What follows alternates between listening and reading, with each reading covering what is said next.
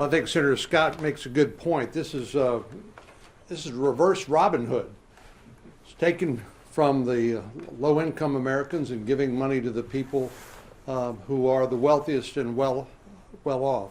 I know we've all struggled with the BBB, or as Senator Grassley, I think he had 4 Bs in his alliteration.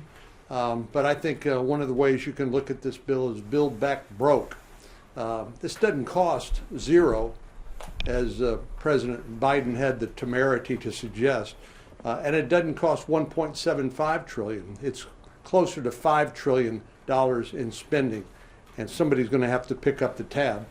And what the Democrats want to do, in a really startling display of hypocrisy, is to get regular working families to subsidize the wealthiest Americans who live in these deep blue states and large urban areas across the country.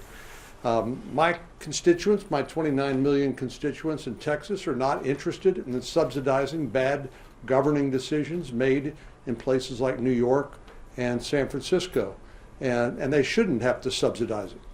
But I'll just point out that this is part of a trend as well. You see this, interestingly enough, when it has to do with the subsidies for electric vehicles. You can buy an $80,000 car, and the federal government, under the Democrats' proposal, will pay you back $12,500 potentially. The average American drives a car, 280 million roughly cars on the road, that's worth about $25,000. So you're going to ask people who can't afford to buy those expensive cars to subsidize rich people who can afford to buy them by taking money from low-income or middle-income families and transferring that to the rich. This is a stunning display of hypocrisy, and it deserves to be called out. I thank Senator Crapo for leading this effort.